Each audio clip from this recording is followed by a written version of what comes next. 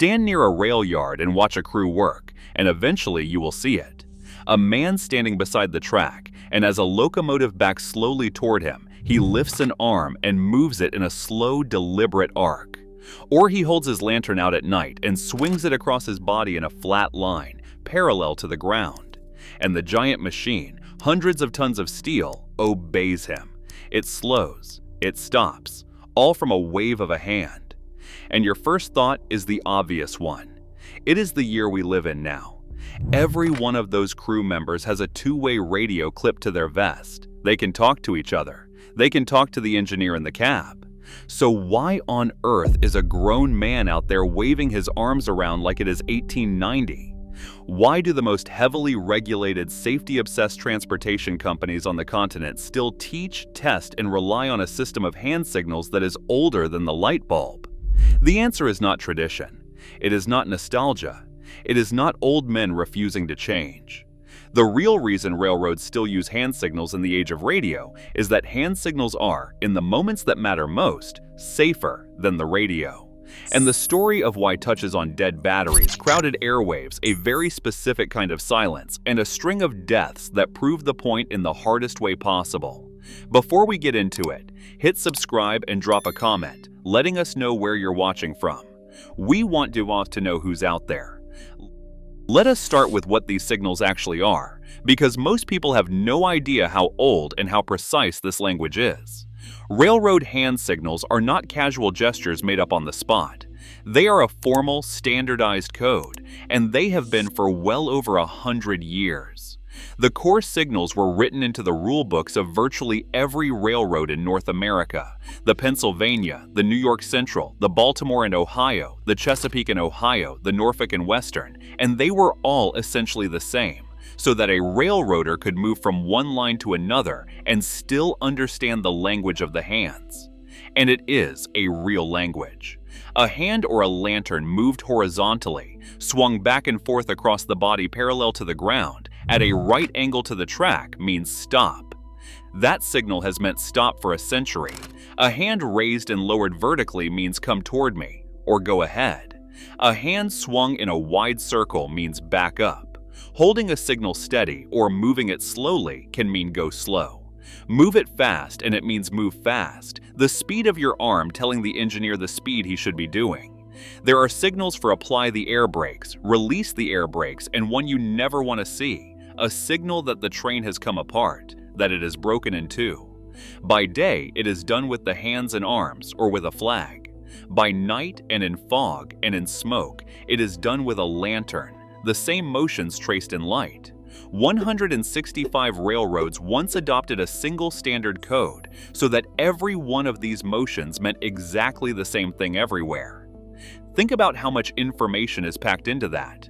With nothing but an arm or a lamp, one railroader can tell another to go ahead, back up, slow down, speed up, stop, ease off, apply air, release air, and warn that the train has parted, all silently, across a distance too far to shout, in a yard too loud to be heard over the roar of idling diesels. The lantern signals are their own quiet art. A specific slow arc, a raised light, a lamp swung in a circle at arm's length, each one readable from far down the track as a single moving point of light in the black. Generations of railroaders learned to read those swinging lights the way you read words on a page, instantly, without thinking. It was and is the mother tongue of the rail yard. And it was born out of pure necessity. In the days before radio, a freight train was a line of cars up to a mile long with men spread out all along it, and no way to speak to each other. The only way to run the train was for the crew to pass signals hand to hand, eye to eye, down the length of the consist, each man watching the next and relaying what he saw up toward the engine. The engineer was instructed to look back frequently, at regular intervals, watching for a signal to appear from somewhere down the train. The whole enormous machine was coordinated by nothing but human beings watching each other and moving their arms. That it worked at all, for over a century, on the busiest railroads on Earth, tells you how good the system really was. So this is not a quaint leftover. It is a complete, precise, tested vocabulary. Now, the question: why keep using it when everyone has a radio? To answer that, you have to understand something uncomfortable about the radio. The radio is not as reliable as you think it is, not out here. Start with the simplest problem. A radio is a machine, and machines fail. The battery dies. A handheld gets dropped, gets wet, gets crushed between a coupler and a knuckle. The radio in the locomotive itself malfunctions, and the moment that happens, the entire conversation between the man on the ground and the engineer in the cab is gone in an instant, with 100 tons of steel already rolling. A hand does not have a battery. A lantern runs on a little bit of oil or a cheap bulb that lasts for hours. The oldest technology on the crew is also the one that never powers down at the worst possible moment. Then there is the problem of the airwaves themselves, and this one is bigger than most people realize.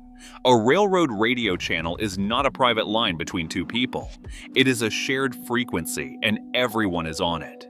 The road crews, the yard crews, the dispatchers, the yard masters, the maintenance of way gangs fixing track, sometimes crews on entirely separate trains within radio range. All of them are talking on a limited set of channels. The airwaves get crowded, they get congested. And when you key your microphone to say the one word that matters, stop, someone else might be keying theirs at the same instant, and your transmission is stepped on, garbled, lost. And here is the part that turns a nuisance into a danger. Federal regulations require that any garbled or unclear radio message be ignored, thrown out, because acting on half of a misunderstood instruction is more dangerous than acting on none. So in the exact moment the airwaves get crowded, the radio does not just get unreliable. By the rules, it gets treated as if it said nothing at all. Now add geography. Rail lines run through the worst possible terrain for radio. Deep cuts between rock walls, long tunnels, dense forest, steel bridges, mountain canyons, industrial plants packed with metal buildings that bounce and block a signal. There are dead zones all across the network, places where a handheld radio simply cannot reach the locomotive, and the railroads know exactly where they are.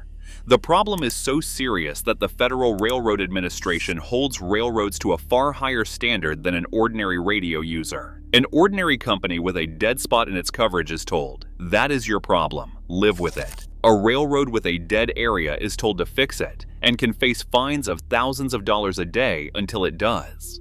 That is how seriously the government takes the gaps in radio coverage. And in those gaps, what still works? A man you can see, and the motion of his arm. There is also the matter of pure precision, the close work where a radio is simply too clumsy a tool. Think about coupling two cars together. A car has to be eased back until its coupler meets another coupler and locks, and that final approach has to be gentle and exact, measured in inches, not car lengths. A ground man doing this does not want to be saying a little more, little more, little more. That's good, stop, over a radio with a half second of lag on it. He wants to stand right there at the joint, watching the gap close and pull his hand signal back slowly as the cars come together, feeding the engineer the exact motion he needs, then throwing up a stop the instant the couplers kiss.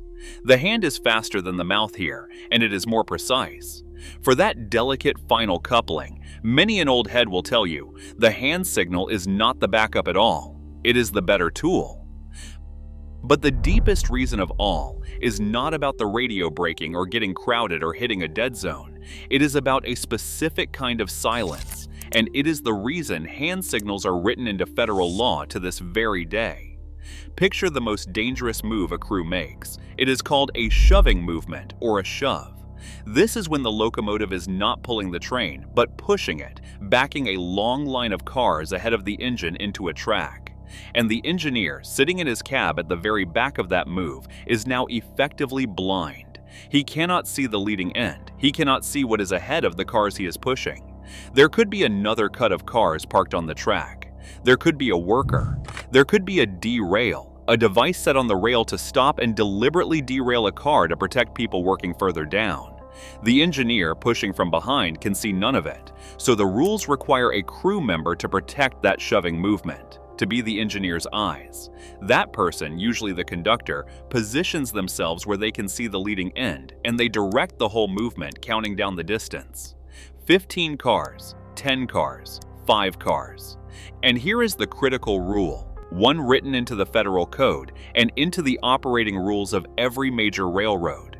During a shove directed by radio, the engineer must keep moving only as long as they keep receiving communication. If that voice stops, if the conductor goes quiet, the engineer must stop the movement within half the remaining distance he was last given. The silence itself is a stop signal. Why? Because the most terrifying possibility in a rail yard is the conductor who stops talking. If that voice on the radio suddenly goes quiet, it might mean the radio failed. Or it might mean something far worse. It might mean the person guiding the train has fallen, has been struck, is under the wheels. The rule that says stop when the talking stops exists because a silent radio can be the sound of a man dying.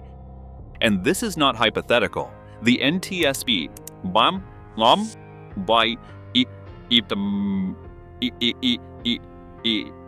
the federal agency that investigates these deaths has a heartbreaking file of them. A conductor in Dallas directing a shove by radio telling the engineer he could keep pushing about 30 car lengths. The engineer shoved, and the train came to an abrupt, unexpected stop against cars he did not know were there. The engineer said he never saw a single hand signal or light from the conductor because the whole move was being run by radio. He secured the engine, used his cell phone as a flashlight, walked up the track, and found the conductor underneath the rear car. A radio countdown, and then silence, and then a body. Over and over, the same shape of accident. A conductor on the ground protecting a shove, communicating by radio, counting down the cars. Beaumont, Texas, El Paso, Melrose Park, Illinois. Conductors killed during shoving movements, the radio in their hand right up until the end.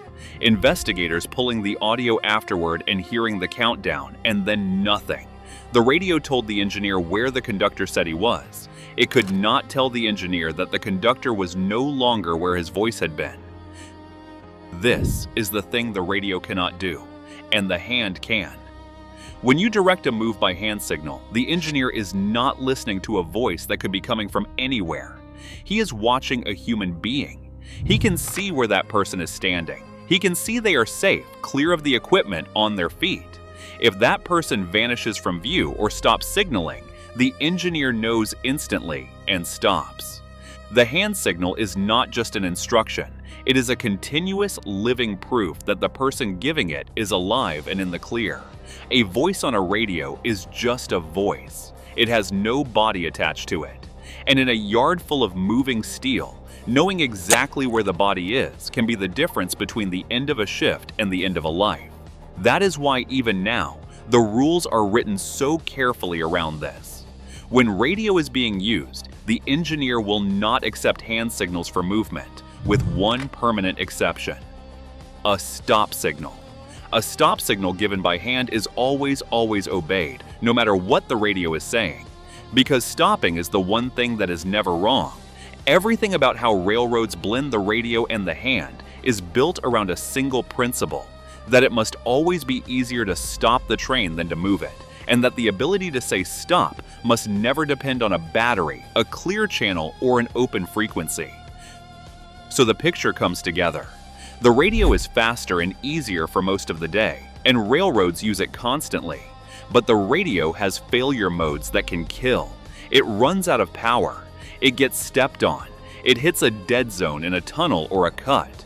And in the most dangerous move of all, it cannot tell you the difference between a conductor who has finished talking and a conductor who has been run over. Hand signals have none of those weaknesses. They never lose power. They are never garbled by a crowded channel. They work in the dead zones, and they carry, built into them, the one piece of information the radio can never send: the visible, living presence of the person giving the order. The hand signal survived not because railroaders are stubborn, but because a century of hard experience, much of it written in the blood of dead crew members, taught the industry a lesson it refuses to forget. Technology is wonderful right up until the moment it fails. And on a railroad, the moment it fails is the moment you most need it to work. So they kept the old language. The arm swung flat across the body for stop, the lantern tracing slow arcs in the dark, a backup that needs no signal, no charge, and no permission, ready for the day. The radio goes silent. The next time you see a railroader lift a lantern and wave 100 tons of steel to a gentle halt, you are not watching a man who forgot to use his radio. You are watching the single most reliable safety system on the entire railroad, the one that has never once, in 150 years, run out of battery.